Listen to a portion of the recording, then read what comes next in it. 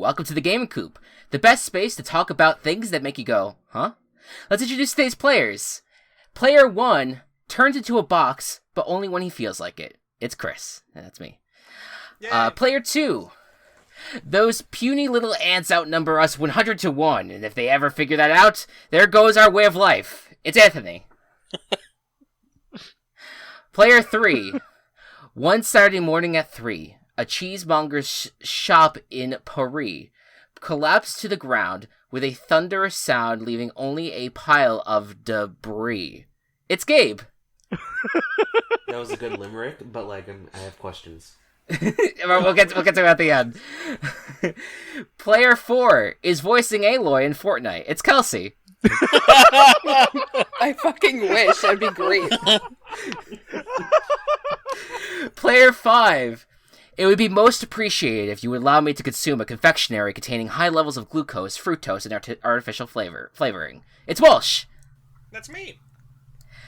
I love those things. And Player 6. Ode to the Mat, a sonnet by Anonymous.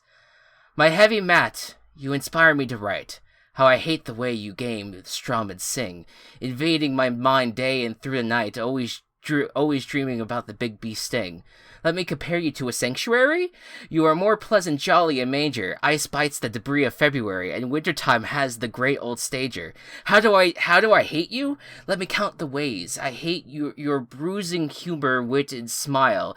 Thinking of you or musing wit fills my days. My hate for you is the generous style. Now I must away with a poly heart. Remember my gay words, whilst we're apart. It's Matt! Holy shit. What the fuck? Okay. All right. So first, let's work backwards here. Okay. Starting with that last sonnet. That was a randomized sonnet that was generated. Okay. For whatever reason, with a lot of hate. With a lot of hate, a lot of gay. That was a lot of gay. Gay was mentioned once. That was Kelsey. I had the choice between love and hate, and I thought that hate would be funnier. I agree. And then, depending... Okay, but I just want to interject briefly. Yeah, sure. Depending on whether or not you were going to be last or first in the podcast, it was either that he was going to read this intro or a much shorter one. And I'm just going to read the shorter one really quick if I can, Chris. Sure, go ahead. Go ahead. I forget what the format of the poem was, but it was also just strictly used with a generator. Matt. Humorous, fair. Gaming, singing, strumming. It was a surprise to us all. Chicken. So that was going to be your alternative intro. Thank you, I guess. You're welcome. And now the cheese thing. I feel like I need to hand it to Anthony on this one. On the or Gabe, what were your questions about it? I have many questions. None that can be articulated, I guess. Yes. Okay, fair. We'll leave it at that for then. I thought it was good, if not a little cheesy.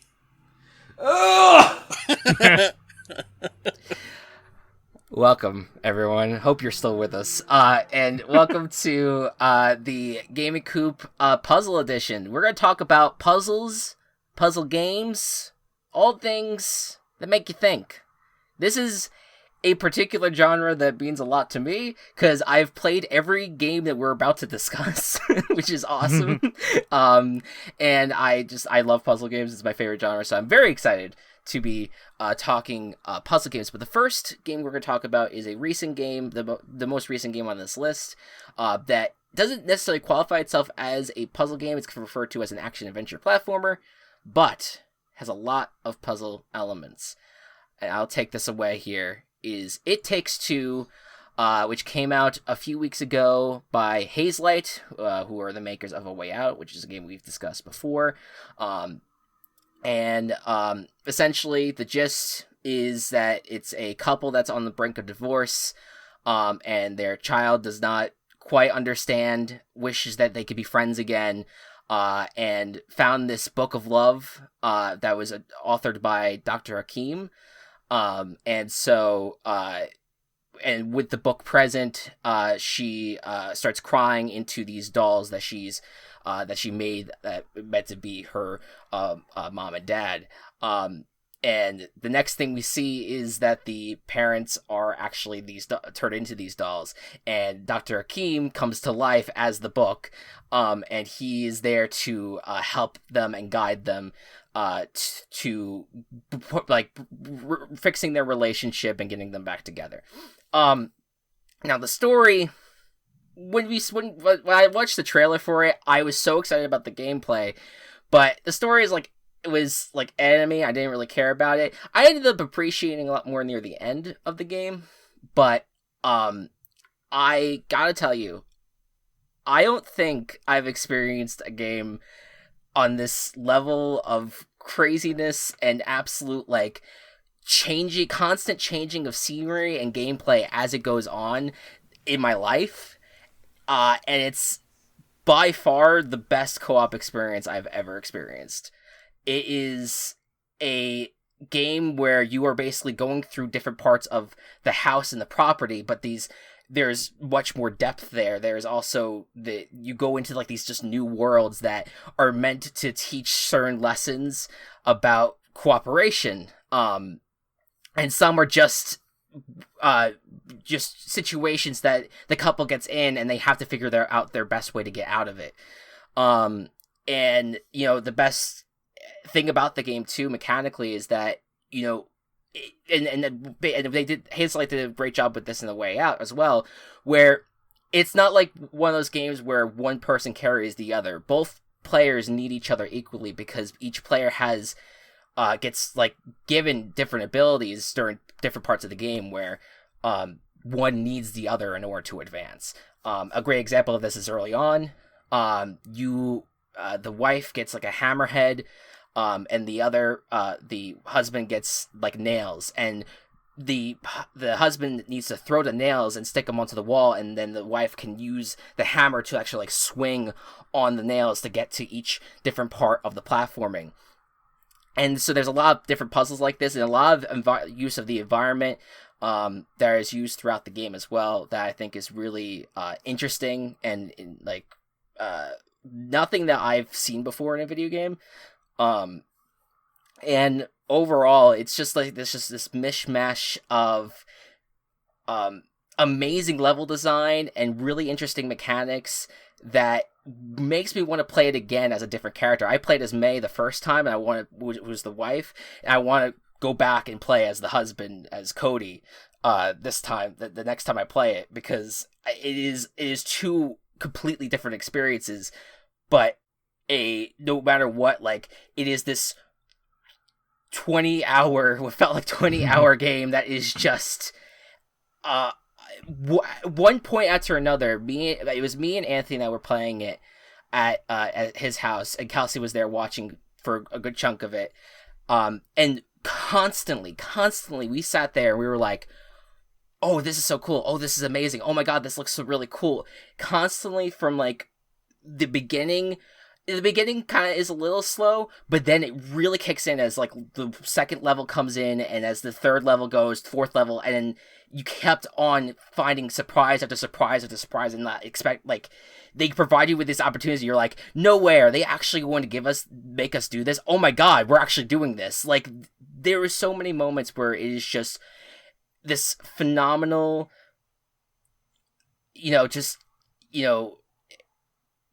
they just kept on providing the surprises, and it was just one of the experiences that an experience in the video game I'm never going to forget. And to bring it back to the puzzle element of it, like, every single element of this game, especially because it's cooperative, is a puzzle. You just have to figure out the best way to advance you and your partner forward. And I think that it's the strategy-based, planning on how to move forward, and also just, actual puzzles that they provide you in terms of unlocking certain things. That really make this game one of my favorite games of all time. And Anthony, I definitely want to give it to you next because you were my partner in this. Yes. I freaking love this game. There's part of me that loves games that, like, give you a different viewpoint and it's usually like when they shrink you down and like take the everyday like world, like, you know, the garage to the kitchen, and suddenly they become these sprawling levels that have like all these little household items as key fixtures in that. I've loved it ever since I was a kid and played like Army Men. And I love it now with games like this. Absolutely. It's definitely something I'd be interested in trying out. And Chris, if you want to play from the other character, Yeah, I'll pair up with you. Yeah, I was talking to you and Gabe about it because I believe I have between the two, and Kelsey hasn't played it, but she experienced the whole thing, or a lot of it. I would still play it though. Like Yeah. if I would play with Anthony, but I would offer for him to play May this time so that I could play Cody. Yeah. But I just to interject just one point, Sure. because I thought it looked really cute, and I thought that it looked very well manicured from before you guys played it, right?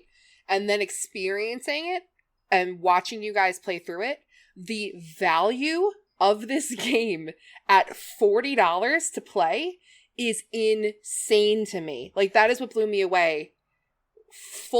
Like, the textures in this game, the graphics, the style, the puzzles, the narrative, the emotion, just, it completely blew me out of the water. And I'm not somebody who normally pays a lot of attention to those things. I just eventually steal a game from Anthony and play it before he has the chance to finish it, and then I move on. So I was just extremely impressed with this game, and I think that it would transcend any type of gamer for the most part. Like, I think that trying to pigeonhole it into a puzzle or an action adventure or a platformer, like, it might be all those things, but I think it just is so much more, and I think everybody should try playing it. Sweet. So, I have gotten the chance to play it just a bit with Skylar, and we've gotten about 2 levels in where we actually just finished the part with the hammer and nails. And Scariest fucking shit in my life.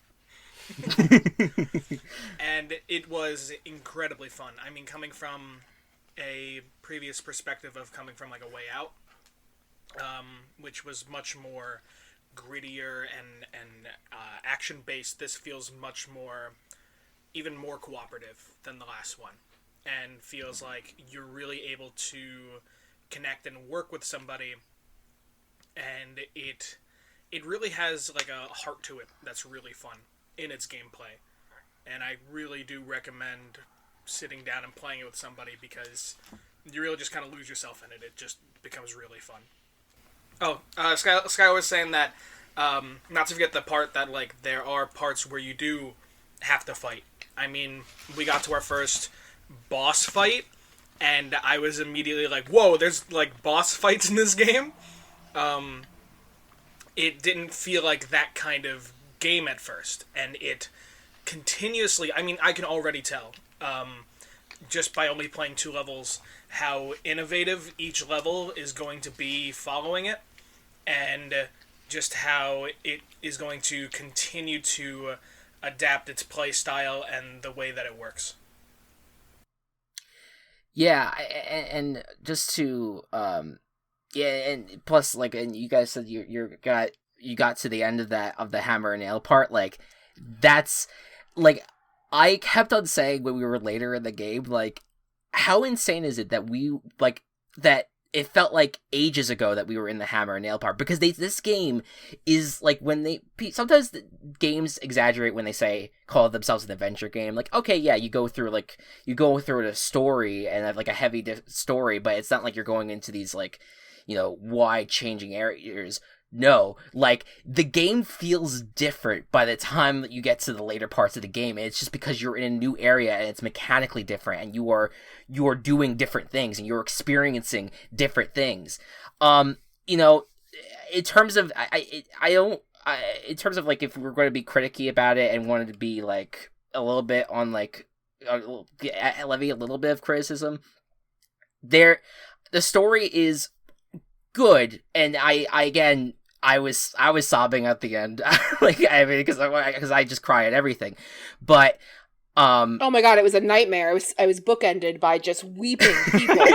Right, but like, I mean, objectively, it was a pretty okay story, and I think Dr. Hakim was a little bit on the more obnoxious side of things, and unfortunately just perpetuating like a stereotype that like is not like is all too common in like Hollywood and in some games as well.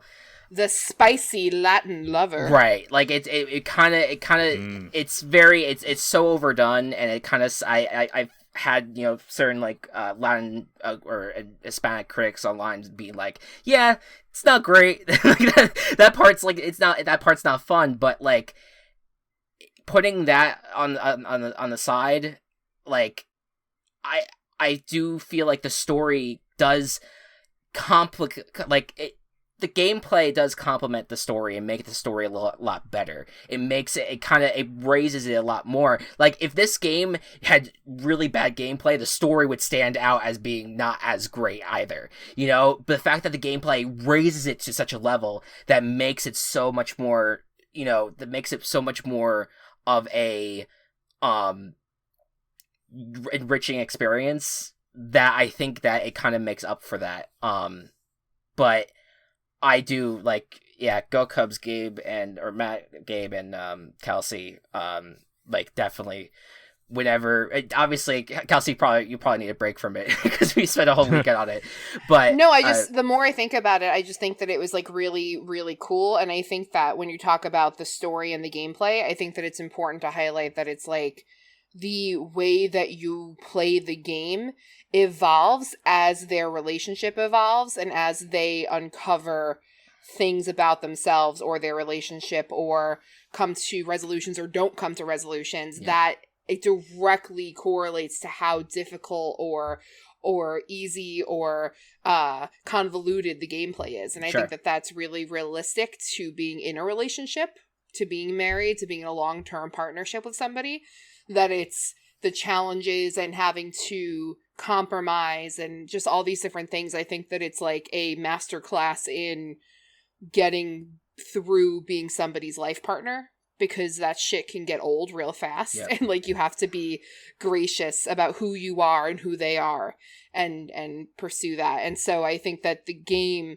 does that beautifully. And I really appreciate the way that they handle divorce, talking to a child about it, or how a child may experience divorce if their parents aren't paying attention to what's going on. Like, I think that that's really important too. And I think that they handled it with grace and beauty and realistic expectations. And so I just really felt, from a narrative side of it, I think that was really important. Yeah, I know we were just talking about like how the story is like, I'm iffy on the story, but that I feel like that was one of their strongest points. I felt like I felt like everything about the kid in the game, like whenever it would go back to the kid, like I felt like that was one of their strongest points in the game was the child.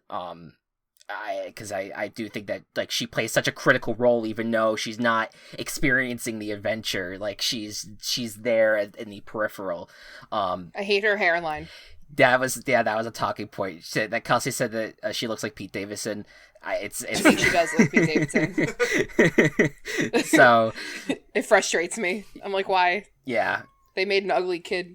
But yeah, it was just an incredible experience. And so, any other thoughts across the board on it? It Takes Two.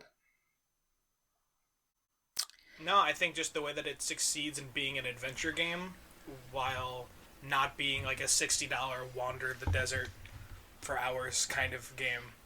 Yep. And the way that they just keep changing it up. But exactly. I'll let you guys move on. No. Yeah, and it's like it's linear in nature. There's not many collectibles. The collectibles are really finding the mini games that are in the game, which is fun. Like there's little like things that kind of like derive from the story, that move away from the story, that are a lot of fun. That you could just like take a moment to play against your friend and be like, hey, whack-a-mole, you know, or whatever. Like there's a lot of this, and a lot of Easter eggs and things like compared to other video games as well. In that mix as well. So just it's real good. All right, next up. Now let's go to a true puzzle game, a game that will own the puzzle tag through and through. Let's go to Superliminal, a game that came out in 2019. Anthony. So Superliminal is a puzzle game that at its core and concept is all about perspective.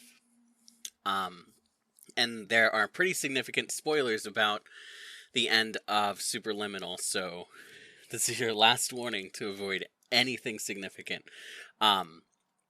The concept of the game is that you are undergoing somnosculpt therapy, which is a way of diving into your dreams and bending reality around you to overcome and deal with negative emotions. The form that this takes in this game is perspective. So when you pick up an object and drop it, it increases or decreases size to match your perspective. For example, imagine that you pick up a coin and hold it close to your face. Now imagine you dropped it and it kept that same relative size, and as a result, is now 5 feet long and hits the ground with a heavy thud.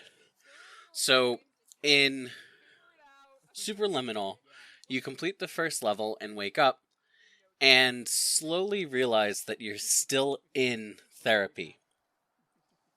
Something's gone wrong and you're stuck. And there are numerous parts where you finally clear a level and you wake up to an alarm clock and you realize that something is slightly off. And then all of a sudden you pick up an item again, and again, it changes perspective on you. You receive communications from the doctor trying to help guide you through the simulation, but at some point he starts to lose track of you, and he warns you that it's incredibly dangerous, and that they're doing their best to bring you back, but that you're reaching unprecedented levels of diving into your mind. The game transforms the mundane into the unbelievable, and transforms the unbelievable into the mundane. And what I mean by that is that it repeatedly subverts your expectations. For example, you pick up a chess piece and size it and drop it onto a switch, and nothing happens when you drop it, only for you to realize that it's now transformed into a three-dimensional perspective painting. But the core message is that though things may seem scary and intimidating at first, if you look around for another perspective, if you frame the problem that you're seeing differently, that you'll find a way through, and that everything will be okay in the end. For one example, my favorite level, you spawn into a dark level that's just filled with bloody handprints and blood trails and scary figures hiding in the dark and behind doors, and when you get to those figures, you find out that they're just shadows of everyday objects, and you finally reach a part of the level where you're in this massive auditorium and the lights turn on and you see that the blood and the handprints were all just red paint, and that they're all just repainting the cafeteria to be red. Your perspective changes how you perceive the world, in good and in bad. And the ultimate ending of the game is that everything's okay. The doctor that put you into somnosculpt therapy knew this would happen, and the way that you had to resolve your specific negative emotions was to learn that you can use perspective to see them in new and more manageable ways. And I'm going to share a quote from the very end of the game. And this is the doctor saying this. "The problem is not that the problems we face can't be solved. The problem is that we become so afraid of failure that we refuse to see our problems from a new perspective. Your life will always be a struggle and you will always have problems. But today, you had the chance to see things differently. Because you kept moving forward, no matter how far off the path you were told you were headed or how unexpected it became, you found your way. In a few minutes, you'll be back in the real world, and some part of you will say that none of this was real, so how could it have really meant anything? But just like the power of perspective itself, it will have been as real as you believed it to be. All you've got to do is wake up." And the reason that quote resonates so strongly with me is because, like many of us here, and I'm sure many of the people listening to us, video games really mean something important and special to us. And sometimes a game can sort of transcend the limitations of its media and have a more profound impact on our lives. But this is the first one that really told me you can take something out of this game, and it's okay to do that. The lessons you've learned here aren't just constrained to the game itself, and if you believe that you really learned something, then you did. So overall, I think Superliminal was just a beautiful game, a game that really revolutionizes kind of what it means to be a puzzle game. Yeah, that it is among my favorite puzzle games I've ever played, and I think that there were some people who felt like that ending was like anticlimactic, but I felt like it was so fitting. I felt like the game the entire time is literally about perspective. Like it is all about physically showing you things, and it's mechanically it's a real like test. Like it's one of those games that like you are amazed of the things that you can do. Like all of a sudden, like there is one room where you can enter and like you're kind of trying to find an object that you can move around, and then you look up, and this is like slight puzzle spoilers, but like at one point you look up and you see like the moon in the sky, and then you can actually grab the moon out of the sky, bring it down, and that's how you advance in the puzzle. Like there's so many moments like that where you're like, I'm not really so sure what to do, and then like it clicks, and it amazes you because it's just like, oh my god, like how I didn't realize that I could do this. I didn't realize I could pull this off. And so there's so many moments like that the scary portion that you were talking about, like the horror film, that one that stood out to me as well, even though I hated every moment of it because I just hate horror games. But yeah, like I felt like the build up to the end was really strong, and I thought like what I enjoyed the most was even just waking up, and you kind of go through the same route each time after you wake up. Like you leave your bedroom and you leave into like the waiting room, and each time things start getting a little bit more distorted each time you leave that area. But my favorite was just the fact that you can interact with the soda machines, and like the can, you can like get like the different soda cans, and the soda cans will get bigger or small or whatever. Like I don't know, it's just little things like that. But I'm with you. It's one of my favorite games I've ever played, and I'm in love with it.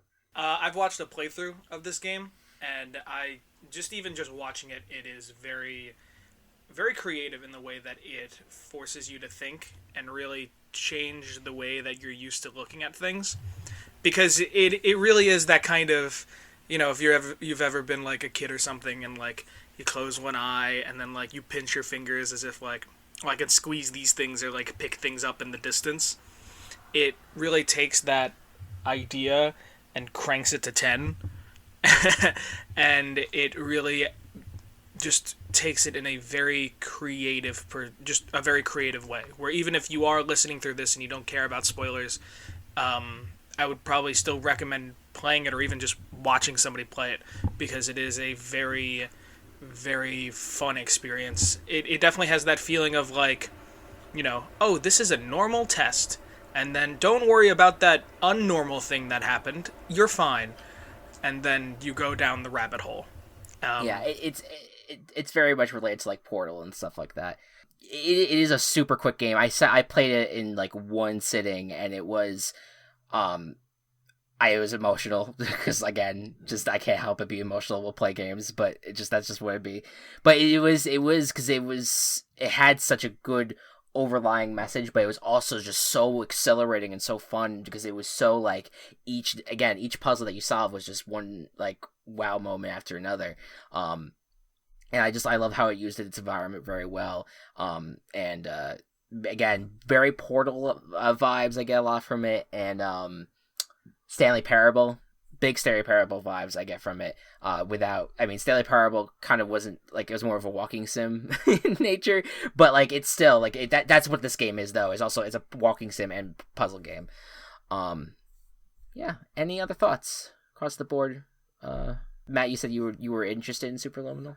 I am, yeah. I do want to play more puzzle games.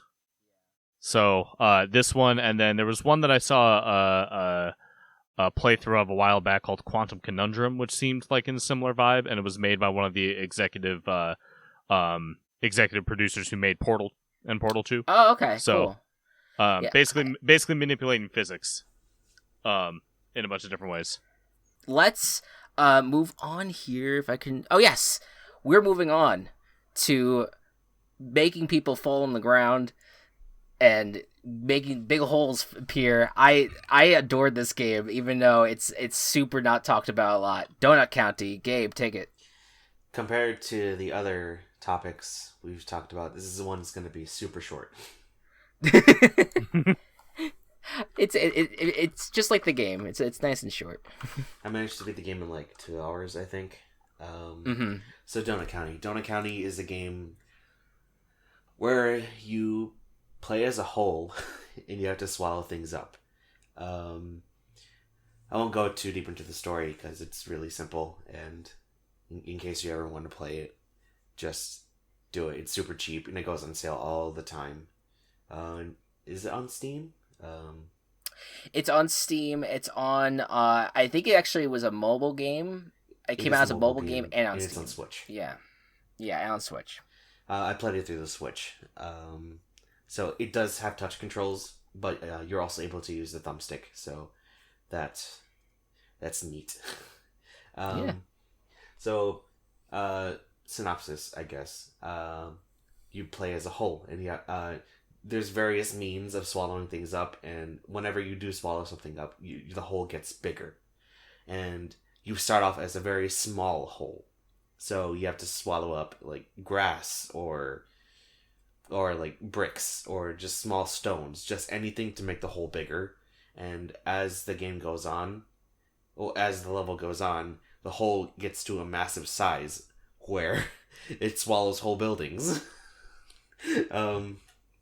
And as the level goes on, the game goes on, the puzzles in order to get bigger become a little bit more challenging. Like, I wouldn't say the game is too hard because it's relatively simple concept, and like there's only so many ways that you can make the hole get bigger without needing to go through roundabout ways. And I feel like the game is a very balanced way of doing this. The story is kind of nuts, but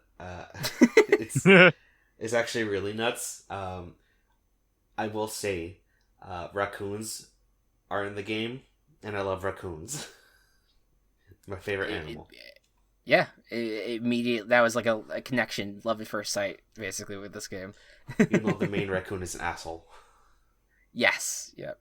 That's the appeal of small asshole fur characters. I do not like assholes. Okay. Okay.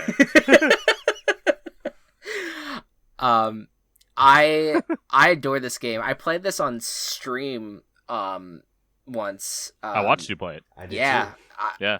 Yeah. It was. It is. It's just like, to me, puzzle games have a tendency to maybe be out of reach for people don't want to spend a lot of time on puzzle games because it gets too difficult, and they're like, I can't keep going. Or they pull up a walkthrough and they're like, I can't keep on looking at this stuff. It's too hard. It's too ridiculous. This Donut County is a perfect puzzle game for everyone, where it is kind of mindless, but also it does make you think at times, like, because you're like, okay, what can I squeeze into this hole now? Like, that sounds super erotic. I did not mean to make it like that. but it is like that is the concept, and it's level based, so like each level presents its own different kind of worries and obstacles that you have to overcome in order to swallow everything up. And I definitely enjoyed my time with it. I think it has like one boss battle, right? It has like a boss battle at the end, if I remember correctly. One 2-phase boss battle. Okay. Yeah, so there is like a little bit, like there is like a combat, so to speak, but it's using just the same like hole sucking mechanics. God damn it. But but Gabe did perfectly fine with his.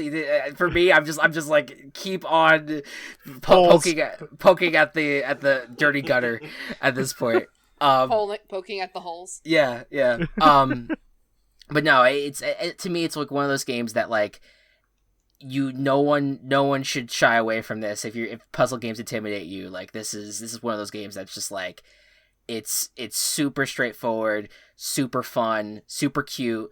Yes, the raccoon's an asshole, but overall, I do find the characters were rather charming overall. Like I think they all have like their own little gimmick about them that makes it unique. Yeah, it's good shit. Any thoughts on Donut County from anyone else? What's actually really funny is that I had no idea that like black hole mechanics were a thing in video games, and it just so happens that this past weekend I was having really bad anxiety this weekend, and so I went looking for like tools and things that were just like basic mini games that I could play that would like focus my attention and avoid my being elsewhere. And I came across one it's called Hole.io, and it's literally that you just use your finger and swallow shit in a city, and you try to be number one and get the most points to swallow shit. And I had no idea this was a thing or that it was a video game. And the fact that I had no idea that what you were going to talk about, Gabe, was a similar mechanic. I thought you were like making donuts or some shit. I have no idea. But like, I think that that's wild because I had no idea that this was like a thing, and it's actually quite fun and very like just good zone out material, at least the one I played. But I like really appreciated it, and so I think I'm going to pick up Donut County because it sounds super fun. It is on the shorter side, but like you can still have a good time with it. Yeah, exactly. Like it's super worth it. Go ahead, Walsh. So I was actually going to talk about Holio too, because I've probably had it on my phone for about half a year now, and every once in a while when I want to kill some time. But I even think like I've played Flash games that have like a similar mechanic of, you want to eat all the smaller things and then you get bigger and then you go on to the next level. So it's really fun to hear that mechanic taken in such a fun way, and it makes me very interested in the game as well. Mm-hmm. I'm actually looking at the Wikipedia. Katamari Damacy, like that's a perfect comparison to this. Only instead of a big ball, it's a big hole. Like that's perfect. Yeah. Any other thoughts? All right. I think you said both big ball, and big hole in the same sentence. This is true. Well done. Okay, it is. I just have the magnet. You win the podcast. It's the magnet. Listen, I was trying so hard. No, you did. That's the thing. You did fantastic. It's me that have got all the innuendos. Chris soiled it. Now we move on to our mid segment. And this was an idea that it was discussed among Anthony, Kelsey, and I believe at one point. I believe we talked about this in some capacity. You give me a weird face, and then Walsh approved it. But essentially, I have no memory of this. Okay, that's fair. Maybe I'm misremembering myself. No, I probably literally said it verbatim and just don't remember, so it's fine. Dream games. We all have like a game that we're like, oh my god, wouldn't it be amazing to try something like this? And so I want to just get a read on whoever would like to talk about what would a dream game for you look like, and then kind of explain it to us. So Walsh, since you are usually the leader of the mid segment, I'll let you go first on this one. Okay. I wasn't expecting that because I think mine might sound a little bit different. But go hit me with it. It's all good. No judgment. I've been feeling a bit lately where if I'm going to sit down to play a game, especially by myself, it is something where in the back of my mind I'm thinking, oh, I could be doing, personal work, or I could be, doing something else that's productive, or I could be playing a game that I know I'm going to discuss for this podcast. So I need a game that tricks me into playing it. That that I'm like, oh, and then like later I realized, oh, I was playing a game this entire time, and that's my dream game. So like in the sense of like it distracts you from your work essentially. No, I need to like walk into a room and think that I'm like living my life, and then I realize like 2 hours later, oh, I was playing a really fun game that whole time. Interesting. So like a lucid dream / like a lucid game where like you're playing it and all of a sudden you realize that it was a game the whole time. I feel like that would lead into very existential crisis-y kind of thing, though. I mean, it's always been a game. Always has been. Or you know, to me, that just sounds... even like one of those apps that's like, hey, here were the healthy habits you did today, but like actually fun. Right. I like that. And it sounds like VR, like literally getting sucked into the world, thinking like, oh god, it's all so real. There's an app for your phone that the Pokemon company made that helps you brush your teeth. That's really wholesome. Is that what you're looking for? Yeah, that's what I'm looking for. Isn't Pokemon Sleep a thing? That got announced in like 2019, and we have had no news of it for almost 2 years. You ever see the PlayStation VR game where it's like the lightsabers and it's like you have to hit the music? Beat Saber.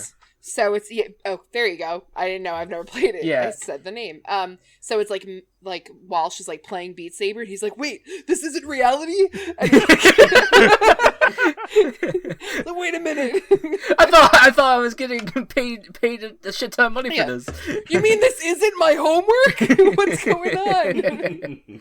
I love it though. I think that is interesting. Like I like something that can kind of incorporate life in video games and kind of like one little thing that kind of like makes life a lot more enjoyable in that sense. Yeah. All right. Let's go from the top down. Anthony, you go. Wait, just really quick. Anthony has literally all day been like, you have to wait to listen to my dream game. just don't hype it up. You've been hyping it up to me all day. He wouldn't even let me know. He would not tell me what it is before the podcast. All day. Okay, so my dream game doesn't have a title yet. Maybe you guys can help me come up with one. But it's an investigation game set on the global stage during the Cold War era. Your job is to discover, document, and contain the supernatural in all forms it takes. Every lead and secret that you receive is buried in the noise of political unease and paranoia. The ghost you hear about may be a normal human spy aiming to steal nuclear secrets. The strange diplomat you're asked to investigate may be the leader of an underground eldritch cult. No lead is too small or too big to ignore. Paranormal case successes grows your business and unlocks new tools and abilities for you to use. Political case successes grows your global network of contacts and grants you better intel and more government favors in the countries you investigate.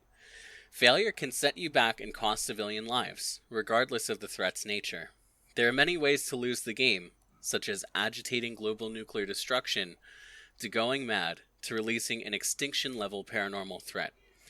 On the same token, success comes in many forms, and multiple playthroughs will be required to see what each country has to offer you, and to see what different forms your research and headquarters can take. The story text for leads and who reports them is randomized each time, but each actual mission is handwritten, with a variety of different outcomes. Additionally, the game includes hundreds of unique missions to ensure replayability and value. I'm clueless. Okay, so what I'm hearing is Anthony didn't get a lot done at work today. Okay, all right. So first of all, there was a lot of Disco Elysium in that. A little bit. I sensed a little bit. Wow. I feel like I can't top that at all. Yeah, that was so descriptive. Not what I was thinking at Poor all. Walsh was like, I just want to play a game that makes me feel like I may be doing something productive because I feel like I always have to be productive. Sure. And Anthony's like, it's the Cold War. But they're valid. Both are valid because I totally get where absolutely. I get where Walsh is coming from saying... completely, and I also am amazed by what Anthony just did. I think that all of this was supposed to be on the scale of what Walsh said, and Anthony's just taken it and blew up the scale. There's no longer a scale. Designed the game already. Yeah. I'm over here like, you know what? Sometimes Capitalism makes me feel like every waking moment of my life needs to be productive. And Anthony's over here like, it was 1959. Like, we start on a stormy, rainy night in Poland. and I love that his first thing that he says is like, it doesn't have a title. Maybe if somebody's inspired. That's the only thing he hasn't And figured like, out. but yet, however, completely mapped out the entire fucking game. But I didn't put a title together, guys.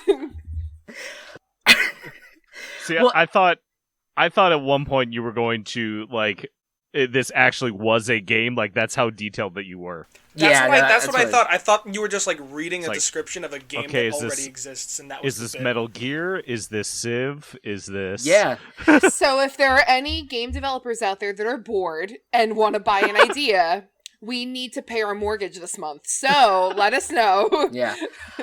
It reminded me of Disco and Hitman were two things that stood out the most in that group. Also, mixed with Metal Gear. Mixed with Metal Gear, right? Absolutely. All right, next up. You. I guess I'll go. So yeah, I was like, I didn't want to follow up. I was gonna toss it on Matt. I was like, yo, we go Matt. No. So my idea I have written down here is something I've had written down for a while. Recently I went into Tower Unite, which is a mini game based like multiplayer thing where it's basically is it Tower Unite? I don't know. But it had the main lobby has like an amusement park in it where you can explore the amusement park. And to me, I'm like, man, that would be so cool of an idea where I would love a game where it's like Roller Coaster Tycoon or Planet Coaster or any of those like simulation coaster building, park building games. But like that's a mechanic of it. But there's another mechanic where you can first person go into the park and just experience the park.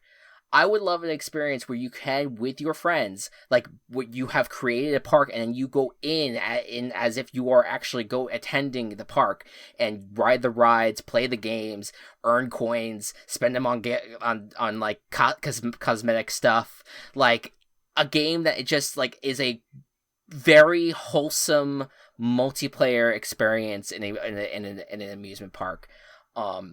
Is something that I desperately want because every single time I go to play like a Planet Coaster now, like to me the closest thing that ever got to that was Thrillville.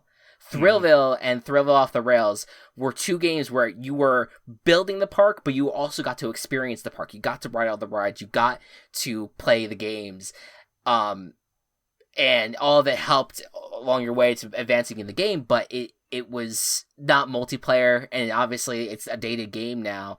I would love something where you and your friends could experience a park together in a virtual manner, especially with this day and age. Yes, Gabe. So, minus the building / customization aspect, Pokemon actually did something similar to that. It was a VR experience where you could explore like this Pokemon themed amusement park, and it was a multiplayer experience, so you can go with your friends and just walk around the park and do stuff as you see fit. But it was just entirely Pokemon themed. It was for the 25th anniversary celebration event. Oh, I had no idea that this was a thing. That's awesome. Like that to me, like that's, I would love that. I would probably prefer if it was just like a general theme, but like that's exactly the type of game I'm talking about. Like to me, there is always when people think, okay, amusement park game, all right, must be a simulation, must be that you're overhead and you're not actually experiencing any fun. Like you're just building the park. I want that. Cool. Matt, what's up? So my dream game is Animal Crossing, but they let you play as an animal. I'm kidding. I'm kidding. Great. We literally were just gonna be like, I cool. was so gullible. I was like, that's great. No, I have a much deeper one. So Sure. I've been getting a lot more into TV recently, and experiencing, trying to just encompass the full stories from like season to season and like overall arcs. So I've just been really like into just general storytelling. And TV right now has among my favorite types of story and types of tone, I guess.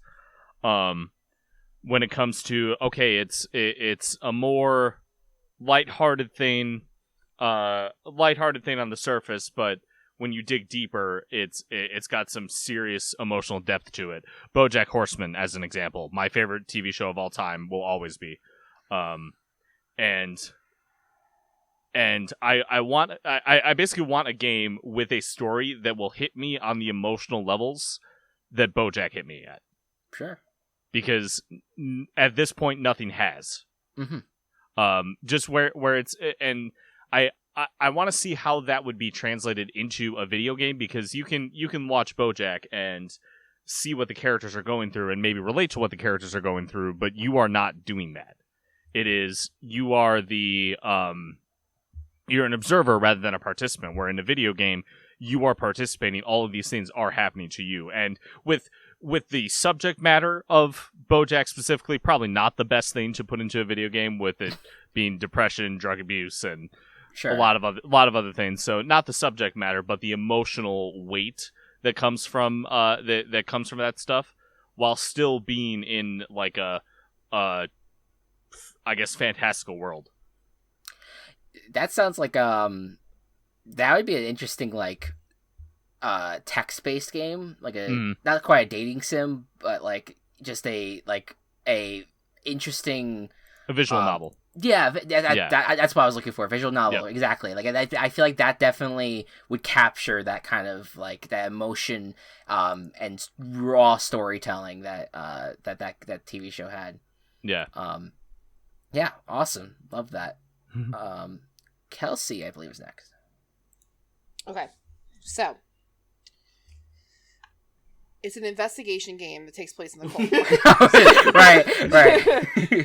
You become the monster you were trying to fight against. Yeah. Okay, so I need you to stay with me, because this is probably going to sound really bizarre. I might still at the end, but no judgment. This is judgment-free hang zone. out. Judgment-free It's zone. not necessarily judgment. It's just that I don't have words. Sure. So I'm going to try Fine. to find words. Yeah. So my dream game is like Queer Eye meets Sims meets Heavy Rain. I adore this already. Go on. So when I said that to Anthony yesterday, because I shared my idea ahead of time. That's fine. He absolutely made fun of me. He laid into me really hard. Anthony, how dare you? From that, no, just from me saying that, he was like, wow, that escalated quickly, and then just like spun off from there.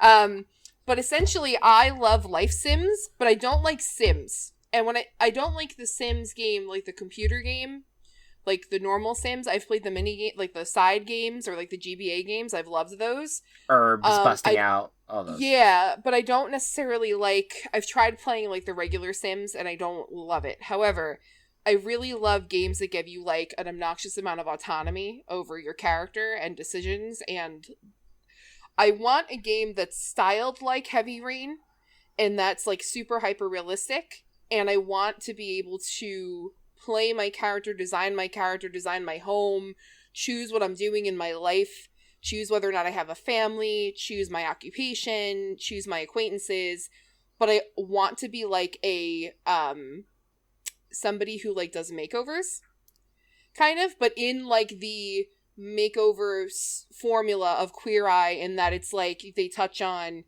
fashion and hair and beauty, but then also like home renovation, life coaching, and cooking, kind of. But I want to be able to like have it almost be open world, where I can go to different towns and areas and find new clients and source new material. But have it be that all of the decisions that I make, like all of the design decisions that I make, or the clients that I choose to pick, or the decisions that I make in my own life, heavily impact the storyline. Okay. And I want there to be some sort of narrative also. Like, it's not just like you log in, you play a renovation, and then you log out. I would like it to have some sort of storyline to it. And then have it be that every little decision you make impacts the end game or impacts other things that you can unlock or that would happen long term. So that's the heavy rain aspect of it. Right. Yeah. Right. And then not like the Anthony's making fun of me. He's like, and then you lose your child in a mall. And I'm like, no, that's not what I mean. That's not the Jason. aspect that I'm going for. Yeah. But so have it be that there's like, it's like a ridiculous amount of autonomy and decision making and control over the situation and being able to like build your life, and have it be very like neutral or uplifting, but not like just like a happy little world. Like nothing shit has to happen in it. No, it has to be, there's no antagonist. It's just that you're existing, Sure. but that there's a lot of different outcomes and a lot of different like life paths you can take, I guess. So it's kind of like the board game of life meets Queer Eye meets Sims, I literally meets- was just meets about to say the Heavy game of Rain. life. Yeah, so like, but kind of like kind of like when Walsh was saying before that when he sits down to play a game that he's struggling with the idea that like you feel like you have to be productive. That is literally my life right now, and I have not picked up a video game to play it in like a month because I feel like every time I go to sit down and play anything, I should be doing 100 other things and I'm not enjoying anything right now. So this to me would be like I would be productive in my own little world without it being my real world, and therefore feel like I was getting things done, but not really.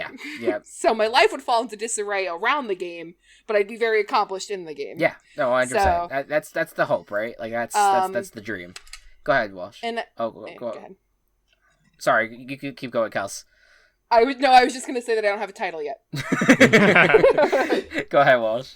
You should. I'm being told it doesn't have the designing elements, but you should play BitLife. I love BitLife. That bitch behind you got me into BitLife, and it's ridiculous. Wait, what? And right, who's behind me? Kirby on the wall there. That bitch got me into BitLife. But There's a yeah, Kirby no, poster there, the audience, just so you know. Skylar got me into BitLife. And I absolutely will sometimes play it before bed to unwind. But like I end up playing the games on to unwind where I'm like a prostitute and I get, locked up and I lose my children and I get a disease and it's just ridiculous. Wow. But yeah, no, BitLife Is real. On a side, BitLife is really cool and really easy and really fun and essentially what I'm asking for, but on a smaller mobile game scale. Yeah. So Fair enough. Can I go again? I feel like I didn't do this right. All right. Well, let's get Gabe in and then we'll return to you. Can I go again? go ahead, Gabe. Okay. For me, my dream game would be a pixelated art style game because I love any type of pixel art style experience or game just because of how detailed you can get without having to use 3D models.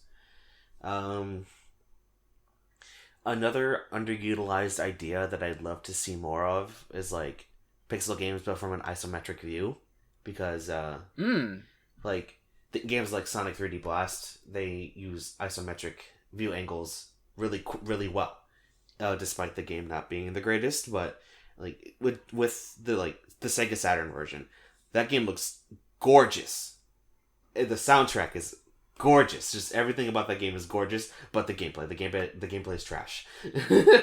Yeah. All right. That's I'm looking up. There's Super Mario RPG looks like it's Yes. kind of like that, like pixely isometric like game. It's just that game is ugly as sin. That's true. Unfortunately, But that's just my opinion. yeah. What else? I guess along the lines of Super Mario RPG, I'd have it be kind of like an RPG or a game with RPG elements, because I love games that like to make fun of themselves, but like in a very, I guess in a quote unquote charming way, like just being able to know what it is without being too forward with that idea. Sure. I would like it to have a sort of like non-serious story, but with an underlying tone of like existential dread. Oh, yes. I enjoy those stories as well. That's Undertale to me. Like that like it's a non-serious story at times. It's meant to be comedic, and then like it's so like rips your heart out type stuff. I'm not exactly thinking Undertale, but like something along those lines. Yeah. That is actually the general feeling of a book series I'm reading right now. What's that? Of there is a deadline. Is that's the throughout. name of it? No. Interesting. No. Oh. But you have that overall feeling of like this is going to end at some point. Sure. Yeah. Anything else, Skip? Yes. In terms of yeah. For me, like I guess like for in terms of like the story part, I like the idea of family ties. Like just how a family would bounce off of each other in terms of like relationship wise and how that would be affected throughout the game. That's it. Yeah, that's interesting. I feel like it's a lot of like different elements pulling from different games, but I feel like again that's a dream game. That's why they bully out all those different things. I definitely like I like the concept a lot. And Walsh, did you actually want to go one more time? I will. I will be incredibly brief. I just had the idea of something of like drawn to life, mixed with like an incredibly serious tone, like something akin to like the Metal Gear Solid series of just like the level of like intrigue and stealth and drama, but everything is like drawn mostly poorly by you. Yes. Yeah.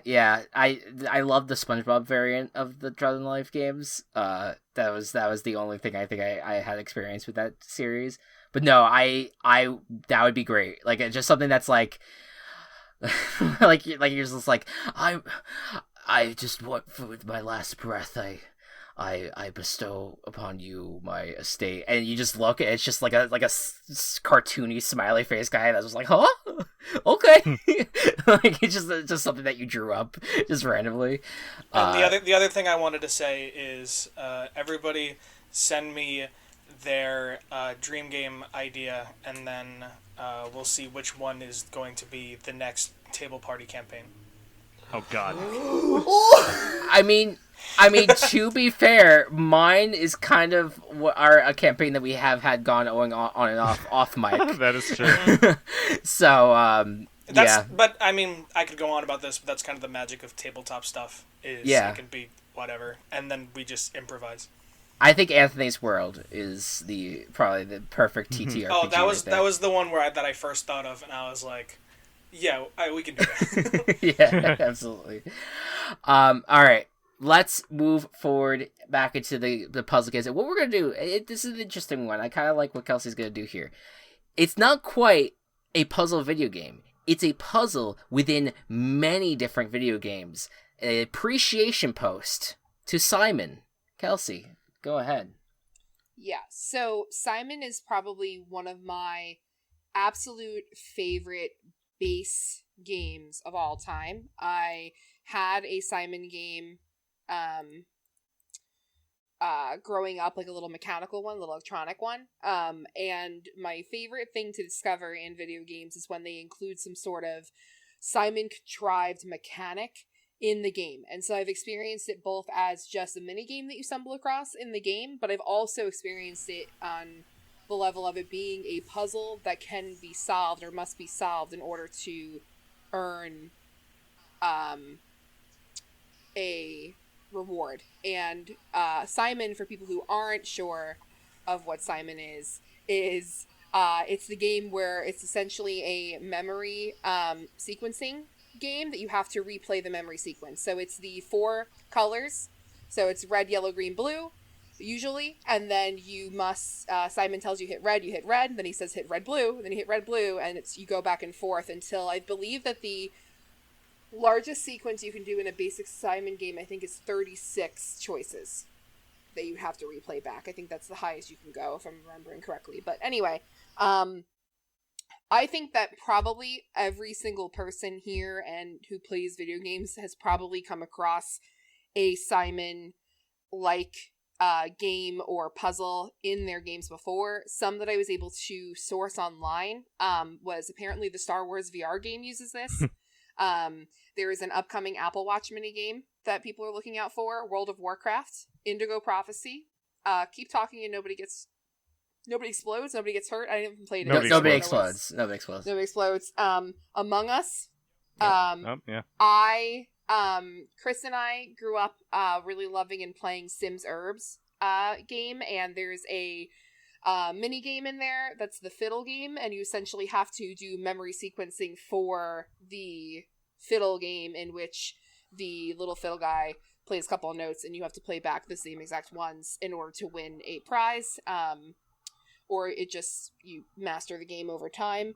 And then my most recent instance of playing a Simon type game was actually in the newest Stardew Valley update. There is a point at which you enter an area, and in order to collect a really important resource, you have to beat a Simon-like game.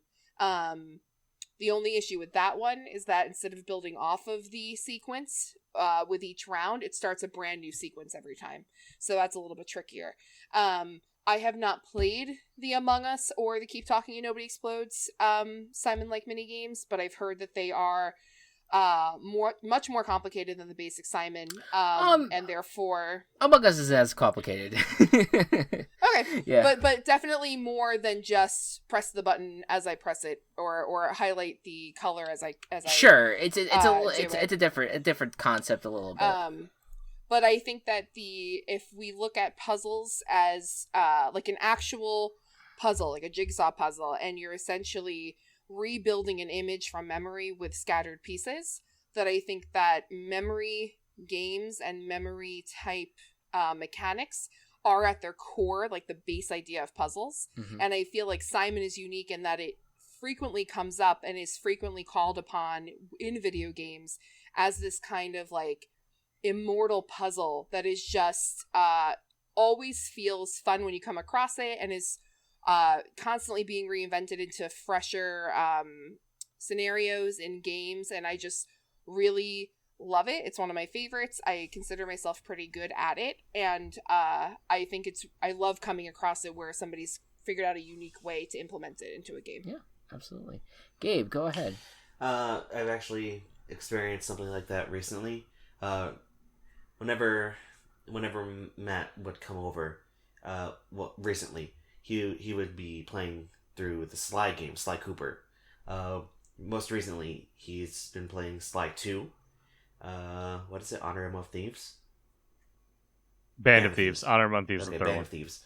And there's this mini game where you are dancing with someone, and it's pretty much Simon. You see a combination of buttons that you need to press, and then you have to rhythmically press them again, as like a mirror or an answer to that. And it's just the most recent example that I experienced that brings that up.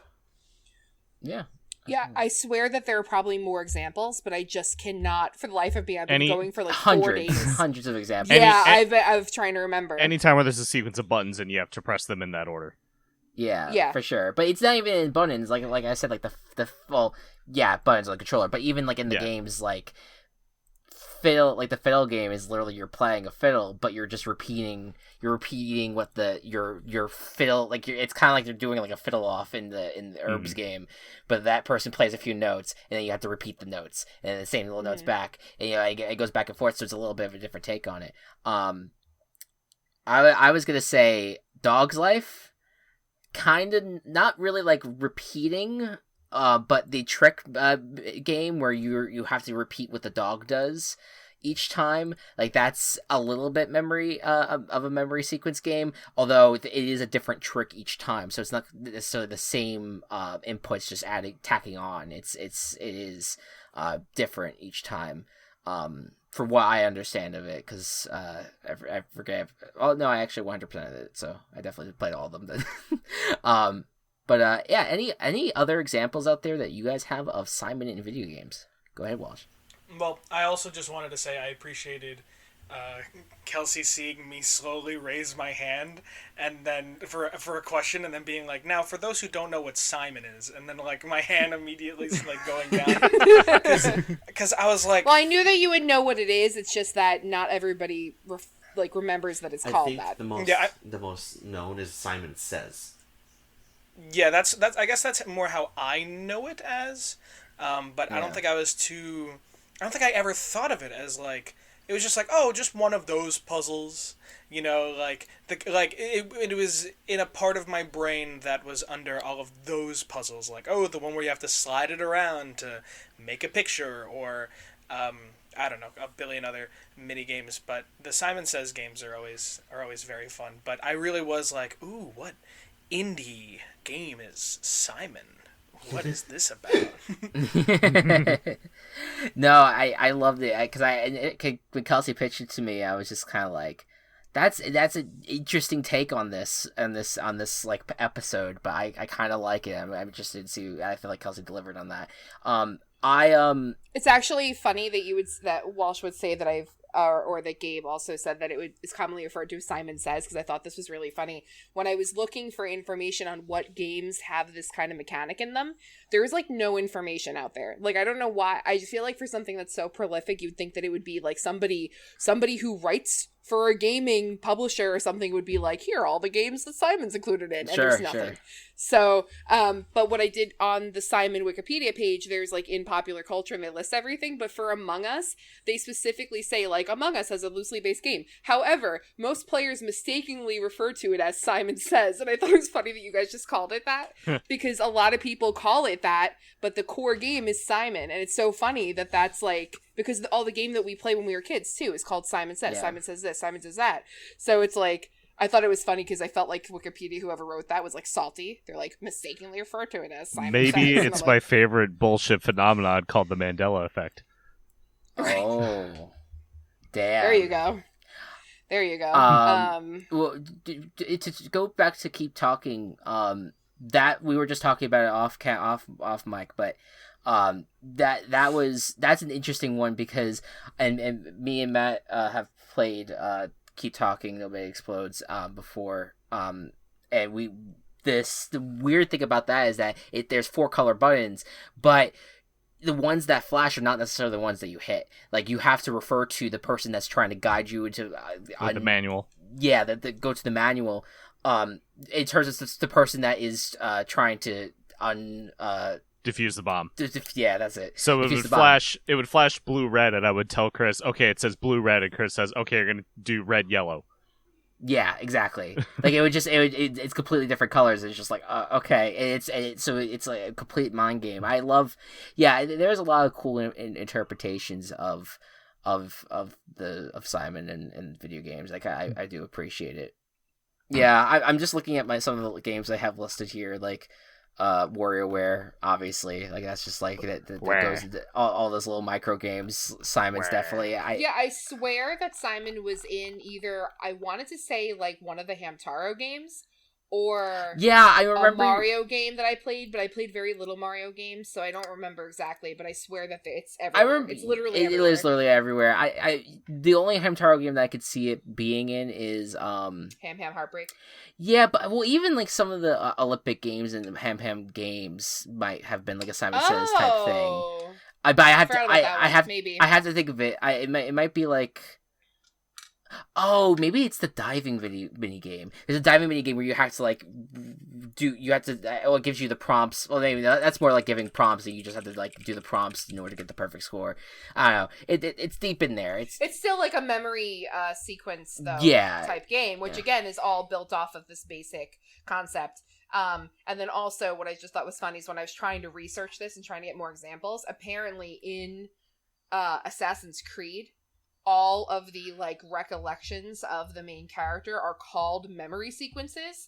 So at one point I wound up in a rabbit hole of trying to find where the Simon game was inside Assassin's Creed, before I realized that it was just what they referred to as any of the recollections of past lives. Right. Called memory sequencing, Yeah. and I was like, just wasted like 25 minutes trying to find the Simon game inside of Assassin's Creed. Nah, not quite. All right. Anyway, that's mine. Yeah, no, thank you, Kelsey.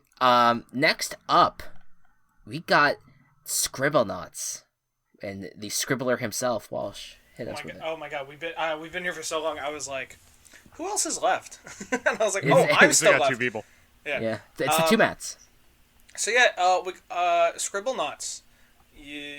It's a game, and you follow Maxwell, and you gotta collect starites, and then you're like, what do I do? And the game's like, what do you want? And you have your little notebook, and you type out a word, and then that word pops to life.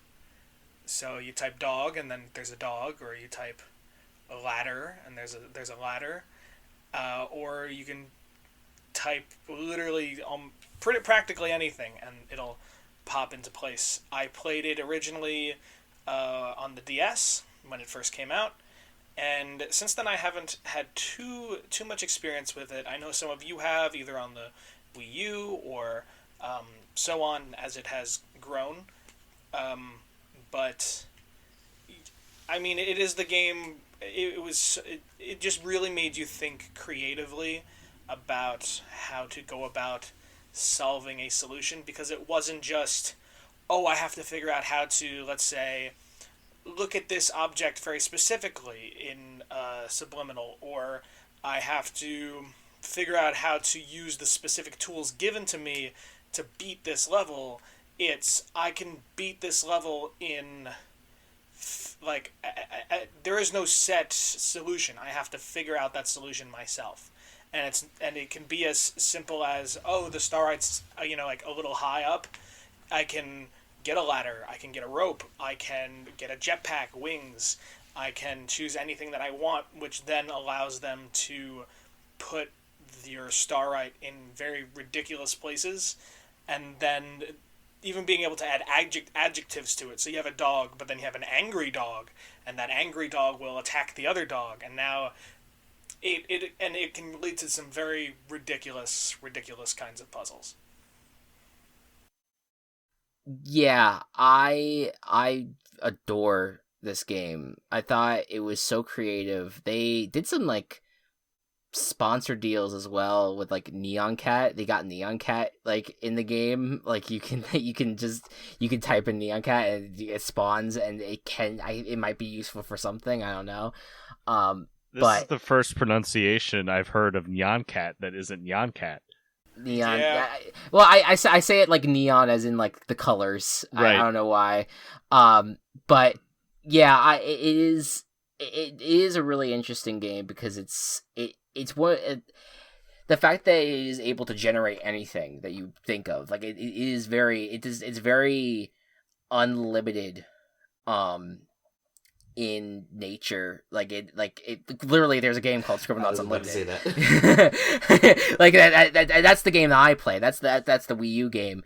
That is like, you literally can solve anything. Like if you had to cut something in the game, you could just do scissors, but you could also do swordfish, and it would work. Like it would, because it gives you the ability to be flexible about it and be creative about it, as well as figuring out the best way to solve a certain puzzle, solve a certain situation that is presented to you. So it was very difficult, surprisingly difficult for me. I found it was like, I felt like it was one of those games that, like, on its face, you're like, oh, okay, this is pretty straightforward. You can just think of anything. But then you get to a situation, you're like, what the fuck do I need for this? What? I cannot, for the life of me, think of anything. So, Because yeah, sometimes it's very specific, and Mhm. it'll be like, oh, it's being held by, I don't know, some famous person, and then it's like, and then it's being held by Isaac Newton. How do you get to him? And then it's like, oh, I have to drop like an apple or something on his head in order to like have it happen. Or it's something so vague where it's like, it is past like I don't know, like 100 different walls and like underwater, and like you have to swim through lava to get there, and it's like, how do I go about even starting this? Yeah, yeah. And so that's was Scribblenauts, was that the only game for the DS? Or the only, was the original Scribblenauts like the only one in the series on the DS? No, there were two. There was two. Okay, I missed both. I want to go back now and find them because I would definitely play them. What anyone else have any thoughts on Scribblenauts? My first experience with Scribblenauts was actually on the 3DS with Unlimited, and while it wasn't as unlimited as it was on the Wii U, I actually had a grand old time, and that's how the game introduced me to the series. So I ended up buying the original two, and I decided to, like, hey, what did it start out as? And there was a bunch of cool little Easter eggs that you could do in the original two. Like, you can make your head big, or, like you can make yourself fly, infinitely. My favorite one was the make head big code, because it looked so silly. Like, his head became, like, 4 times the size of his body. There were just a lot of neat little things that the original two had, and it's just, I haven't played the most recent one, like the DC Heroes or whatever it is, or like Scribblenauts Showdown or whatever. Oh yeah, it was whatever it is, but, Unmasked. I think it's called. Yeah, I just been having a grand old time with it. Unmasked, it was called. Yes. Yeah, I remember seeing that. It was very strange, because then it was like I was also seeing other Warner Brothers things in there, unless I was just watching random YouTube videos that had been, like, that was Scribblenauts modified. But Yeah, no, that it was a weird one. That was in the mix. And then there was the one that came out on the Switch with Scribblenauts Showdown, which you and I played, Walsh. Wasn't great. Like, it had its moments, but I want the game to kind of return to its roots of what it was. Like, I feel like Unlimited was, I again can't speak for the other games. I do want to play the other games, but I thought Unlimited was pretty perfect in a lot of ways. I would love to see it return to its roots in a future Switch release or whatever, any platform release. I would just love to see it go back. just catch me as at like 10 years old, just like punching in like all the bad words I knew, seeing what would pop up. Yeah, definitely. I they probably didn't allow it though, right? Because it's like an E-rated game. Yeah, no. Yeah, it And didn't then quite also work out. me like trying to type in, or just really checking to see what words would create what. And it's like, if I type in the universe, what will it create? And it's like, it created like a little moon. And it's like, okay. Valid. Can I do a quick Christopher story that is not video game related, but just inspired by what Matt just said? By what Walsh just said? Sure, I'm scared. Okay. Just because Walsh said that he tried to put in as many bad words as he knew in the game, one Thanksgiving, my grandmother, behind my mother's back, gave Christopher the okay to say every single curse word he could possibly say as he gave thanks at the Thanksgiving table. And it reminded me of that. That was a very proud... It was like, I am thankful for my shit. I am thankful for my fuck. And he just sat there, and my mother was like, I can't be ashamed by it. And that was pretty fucking like that was. I don't know if it was entirely behind her back, but Mom was still not totally pleased by the situation, and I just thought that was really funny. That's like I look back at that moment. I'm like, I'm proud of myself. Like it's like the fact that I was able to just, because I was a little kid. I thought those words were very funny. So when you were a little kid, curse words were like the best, the elixir of the gods. It was like 100%. It was the forbidden fruits. Yeah. So yeah. What Walsh did is exactly what all of us would have done. One very minor thing, and then we'll move on to the last game. Hat in Time has a achievement for if there's a part where you have to birds will ask you something, and you have to type in like whatever you want for it. And it gives you it will give you an achievement for each time you use, or not each time, but like the first time you use a cuss word, it would just be like. What's funny though is that if it's even slightly close to a curse word, it would pop the achievement. Like I wrote for my recent playthrough, I did teets, TEETS, and it counted and it popped the achievement. I was just like, yes, amazing. So, yeah, no, I love games that are self-aware about the curse words. All right, we've talked a lot of puzzle games, but nothing is as definitive and as legendary as Portal 2. Matt, take it away. Okay, so I want to preface this just my history with puzzles. I'm a big fan.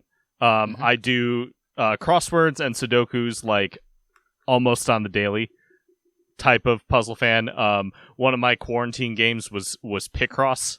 All of the Picross games that came out on Switch, which is a visual puzzle where it's like, okay, you get these numbers and that's how many squares in a row are in this line. I can knock out a Picross very quickly. Gabe has witnessed it. It's just horrifying. So like I very much enjoy puzzles. I like how they all like fit together. It's very satisfying. Portal 2 is the best puzzle game ever made, and it is a game that makes you think in so many different ways to get from point A to point B, and that's what puzzles are. It's how do I get from here to there, right? And every like with I should probably explain like what Portal's about, maybe, for people who don't know, but it is you are in a laboratory. You have a gun that shoots portals, one blue, one orange, and when you go in the blue one, you come out the orange one, and you can see see through with the camera. You can you maintain momentum. A lot of different aspects of physics that go into this that just make it unlike anything else. The level design is so creative. The different methods that you can use to solve each puzzle is expertly done. You start getting introduced to things like, okay, I need momentum, so I'm going to fall down into a hole, into the first hole to come out the second one and fly across the room. Kind of deal. That is that's kind of like the one of the memes at the time was like, oh, now you're thinking with portals. yes, absolutely. Yeah, it just through and through a wonderful game from a puzzle side of things. And then you get to the story, and this is where Portal 2 separates itself from Portal 1, where Portal 1 has this very creepy atmosphere, and a little bit of a sense of like something's not right that kind of devolves later on in the game. Portal 2 takes that story to a completely different level. There's this insane level of backstory that I'm not going to spoil, but we did spoil in the previous podcast. That is true. But we won't do it for here. I won't do it here. Yeah. So it is a fantastic just trip to figure out, okay, this is how this laboratory came to be. These are the players who were involved and why certain things happened in certain ways. Similar to how you have to puzzle together a solution to the puzzle, you puzzle together the story.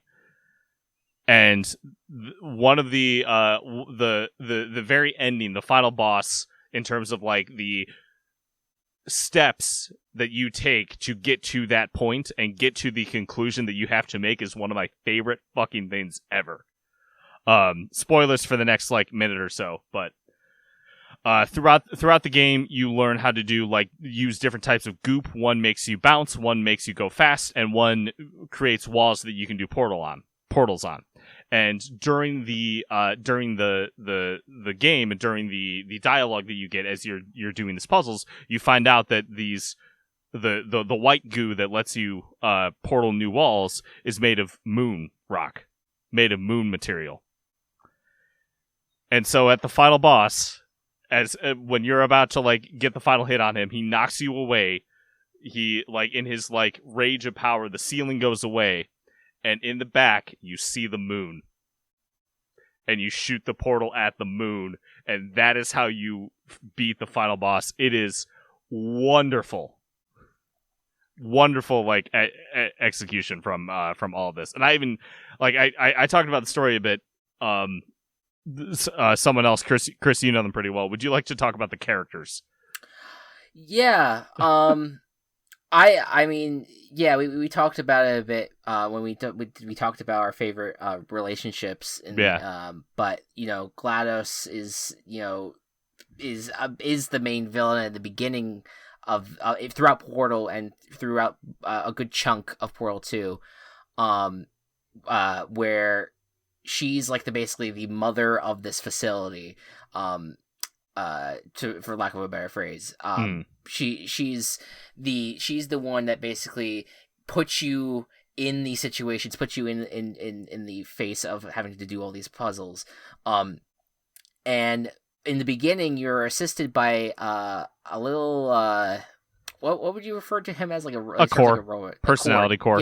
Yeah, personality core. He his name is Wheatley, and Wheatley is probably one of my favorite characters in the video game ever, because he's a like this British like little helper dude who assists you in trying to escape the facility, but then falls into we accidentally awaken GLaDOS in the game, and then he's trying to save you from her, and then once he does, he and this is spoilers, he replaces GLaDOS in like the mother air, like the central area. He now has control over the facilities and is also doing tests. However, he is really stupid. Right. Well, so what ends up happening is that when he does that override and he realizes the power that he has and decides not to rescue you, and he decides to then use you to solve the puzzle, to have you solve puzzles. And yes, he is very stupid. So it kind of, his stupidity adds to the difficulty of having to solve the puzzles. I want to give someone else a chance before I give my opinion on Portal 2. So does anyone have any thoughts on the game? I'm going to talk about the co-op. Yeah. Because I originally forced my sister to finish it with me, but even then it was very, very fun. It almost reminds me of It Takes Two in a way, because you really have to work together cooperatively in order to do it. A lot of people kept on comparing the Portal 2 co-op to It Takes Two. Portal 2 is my favorite video game of all time.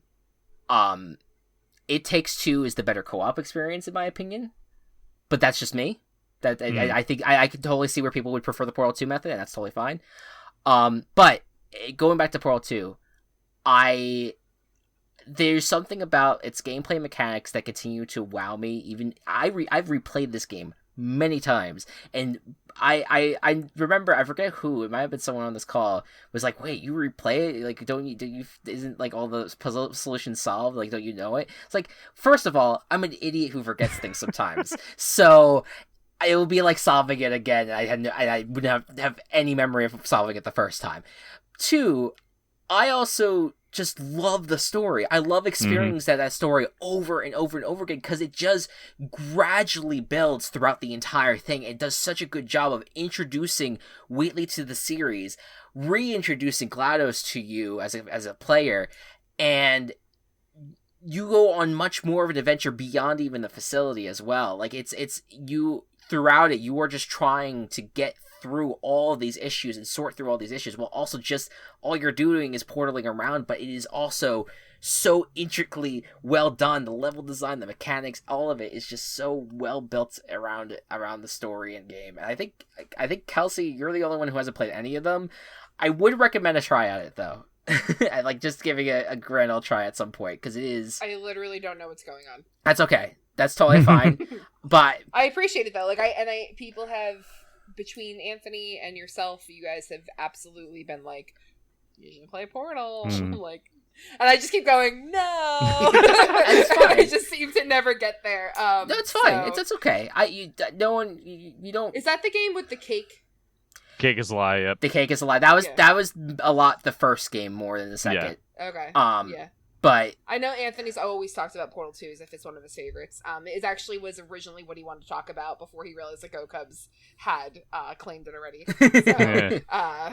So, well, that brings me to what Anthony, you said that you wanted to talk about a very specific thing that I don't know about, and I don't know if many Oh, that's other right. people... Okay, hold on. Before we do that, Yeah, go before ahead. we do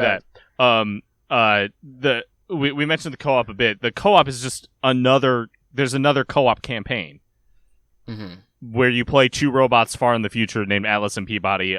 First time I played through it was with Chris. He was the Atlas to my Peabody. And it was wonderful. It was wonderful. It was great. One of my favorite experiences.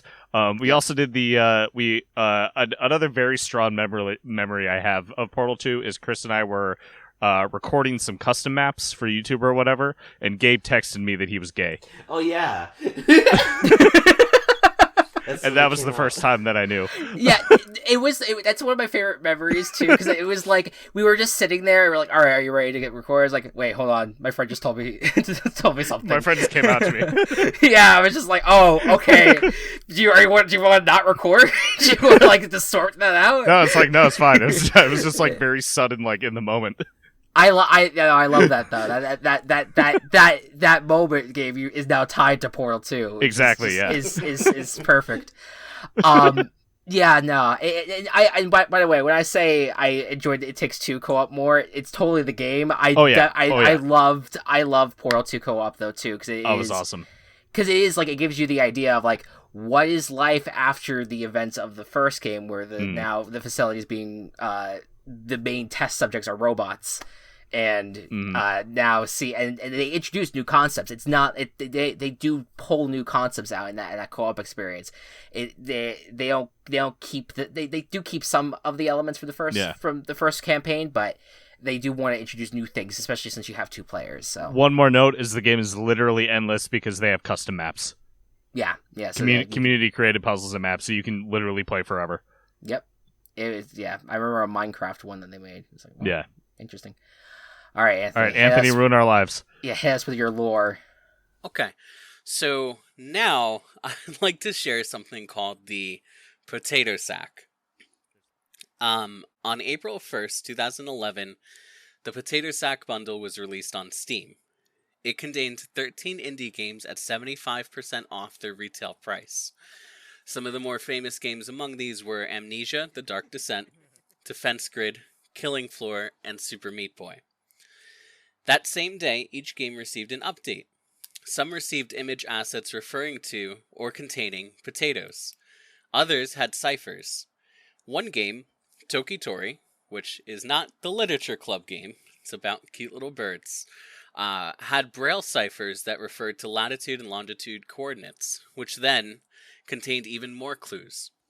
In fact, a player who went to explore those coordinates, unbeknownst to him, was being recorded. On April 7th, each game received a new update. This update included, in each game, a trigger that would open a Steam browser window with an Aperture login screen. And just to illustrate, I'm going to share a few of the specific triggers from a few of the games. The Ball. All at once, get 89 health, 233 distance from the ball, 26 minutes and 37 seconds, 3 monkeys killed, 2 deaths, 13 monsters killed, and 5 secrets. Defense Grid. In console, log in as T-Wood, password grads not rads, run mutation, get a score over 3000. A reckless disregard for gravity. In the main menu, press the bottom left button. Type in the phrase, killing you and giving you good advice aren't mutually exclusive. Beat the level that appears. In many of these games, the levels, the triggers, all that stuff, were specifically crafted with some kind of reference to Aperture technologies. The passwords for these login screens were hidden behind tasks and clues. And each login screen added one potato icon to the player's profile once they had successfully logged into it. Each also unlocked an aerial photograph of Seattle that, once assembled, spelled the word Prelude. On April 12th, another round of updates was released. This time, a new set of login pages with audio clues. There is also a hidden Steam group that, once joined, granted another potato. In this group, there was one member whose profile picture was a QR code that led to a countdown website set to expire 4 days before Portal 2's launch on April 19th. Around April 15th, 9 players who were heavily involved with uncovering the game went quiet, and they all posted, "There's a hole in the sky through which I can fly," a reference from early Portal advertisements. The countdown page also expired and was replaced by GLaDOS at Home, a count of the CPU cycles that everyone spent in potato sack games, and a count of how many potatoes players had been amassing. It stated that these would accelerate Portal 2's release. The players involved at this point in the game organized to help speed this up. So let's talk about the end result to their game. Portal 2 released 10 hours earlier than scheduled. The Potato Sack bundle was the second highest bundle on Steam up until that time. An Audio Surf programmer noted it increased the game's player count by 1,000%. Frictional Games, who made Amnesia, noted that just the first 2 days of the sale fully recuperated the cost of developing a new, free campaign add-on that they made just for the game. The 9 players who went dark had in fact been invited to visit Valve headquarters to play Portal 2 before anybody else. And about 1,800 players collected all 36 potatoes and earned a golden potato for their Steam profile along with the Valve Complete pack. That pack contained every Valve game released up to that point, and all duplicates were granted as giftable copies. And I am happy to say that I am one of those 1,800 players, and to this day, proudly display the golden potato on my profile. I had no idea. I was really hoping that that's how that story was going to end. I need to see this now. I had no idea, and I married him. Oh, I'm not friends with you on Steam. I need to see this. Yeah. That's awkward. Okay. I feel like this definitely has to end up being a clip. That's I see it. It's the potato it's just the sack. golden potato at the end. It's the golden potato, the potato sack, 200 XP, right under his profile with under his animated dog, GIF thing that he has as an icon. Oh, it's Kevin from Overcooked. This is on par to me coming out. Gabe, I'm gay. Anthony, I have the golden potato. That. Oh, wow, I feel like this is just a mic drop. We have to just stop recording. Yeah, no, that's it, guys. If you guys have other puzzle games, puzzle games out there, please message us to let us know about your experience. I also just shout out to The Pedestrian, Maquette, Call of the Sea, and I'm gonna forget others right now. That I've all played them this year. They're all pretty good. So go check those out. So many great ones out there. Y'all, get a drink after this one. Thank you all so much for listening. Game on. The Gaming Coop is brought to you by Team Chaos Productions. Follow us on Twitter at The Gaming Coop, or follow our other work at Team Chaos Pods.